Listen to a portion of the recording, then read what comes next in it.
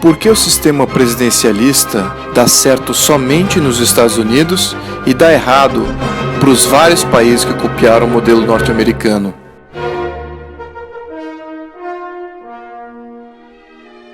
Na Grécia Antiga, havia o modelo ateniense de democracia que elegia democraticamente tiranos com controle absoluto.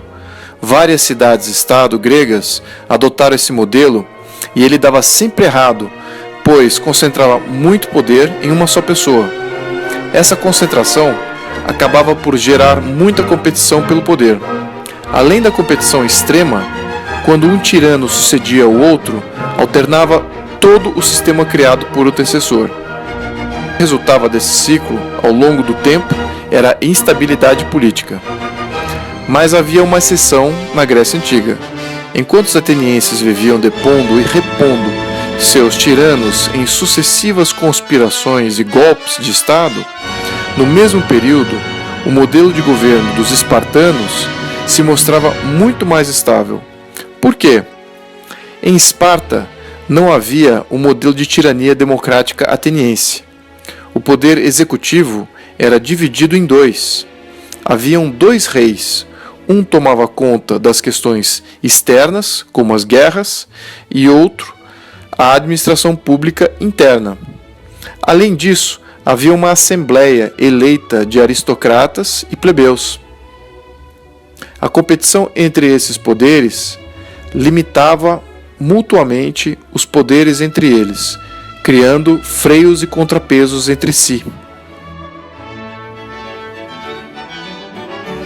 Em 509 a.C., em Roma, os fazendeiros romanos se libertaram dos tiranos etruscos. Os romanos livres observaram atentamente os resultados dos diversos modelos de governo que existiam na Grécia, para determinar que tipo de governo iriam adotar. Sabiamente optaram pelo modelo espartano, mas com algumas variantes. Chamaram esse novo modelo de res publica, coisa pública, que, ao invés de dois reis, haveriam dois cônsules, e ambos seriam eleitos todos os anos. Os cônsules seriam orientados pelo Senado, que, assim como no modelo espartano, teria representantes eleitos da aristocracia e do povo. Uma conduta meritocrática e de serviço militar fora imposta, tal qual o modelo espartano, o que estimulou o espírito cívico nos novos líderes. Havia competição por honra dentre os senadores. Baseado nisso, a Constituição Romana foi gradualmente incluindo setores da sociedade que se destacavam na dedicação à causa comum, e os freios e contrapesos entre os poderes foram refinados. O sistema gerou tanta estabilidade e prosperidade nos primeiros 200 anos que boa parte dos vizinhos de Roma queriam se tornar cidadãos romanos, sem Roma precisar conquistar ninguém. E demoraria mais 300 anos para que esse sistema deteriorasse de volta para um modelo tirânico em 27 a.C. Mais tarde, em 1787, nos Estados Unidos, os pais fundadores dos Estados Unidos se depararam com o mesmo problema que os romanos se depararam 2.300 anos antes. Depois de se livrarem da tirania inglesa, eles optaram por abraçar a sabedoria histórica greco-romana até então.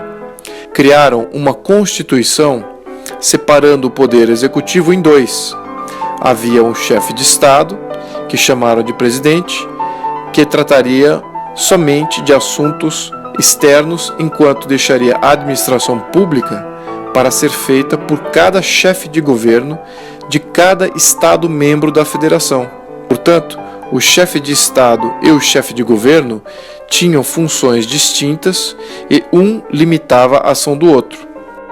A Constituição norte-americana é muito clara em definir que a função do presidente não era governar, mas sim somente representar a República e somente interferir nos Estados-membros para proteger o cidadão contra possíveis ações abusivas dos governadores.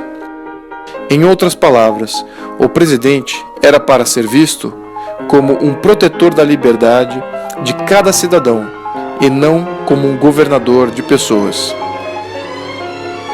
Alguns anos mais tarde, no Brasil, quando Dom Pedro I encomendou a primeira Constituição do Brasil, em 1824, ele aplicou essa mesma sabedoria que os Estados Unidos e República Romana haviam aprendido com o modelo de Esparta antiga.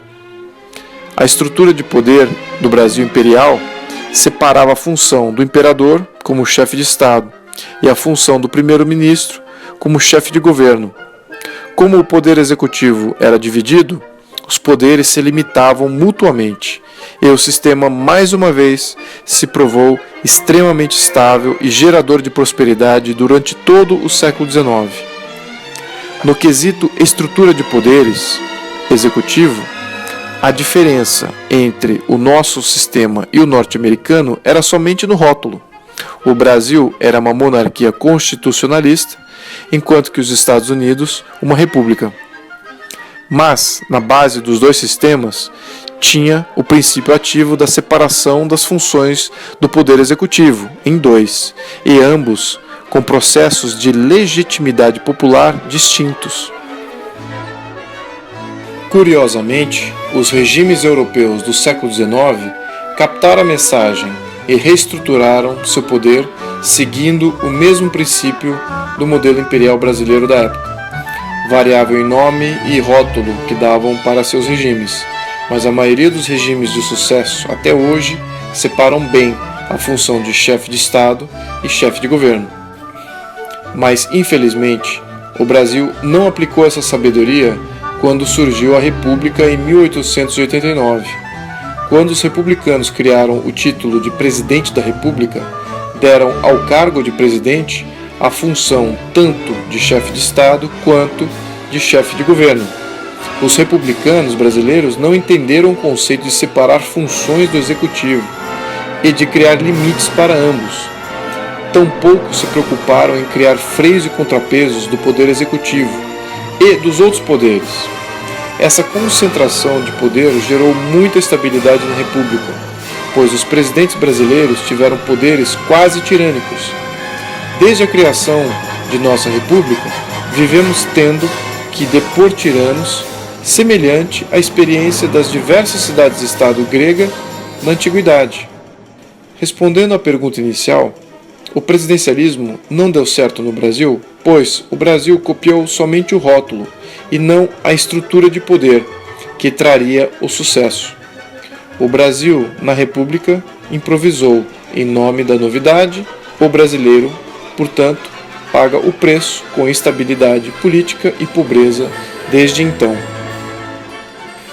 Os países que cometeram o mesmo erro que os republicanos brasileiros cometeram convivem até hoje com alta instabilidade política e alto índice de pobreza. É assim em todos os países presidencialistas da América Latina, África e Ásia.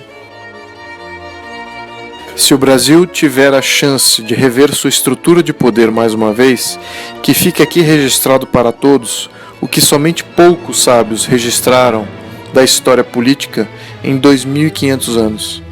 Que a experiência greco-romana, a experiência norte-americana e a experiência do Brasil Império seja respeitada e não descartada em nome de rótulos da moda.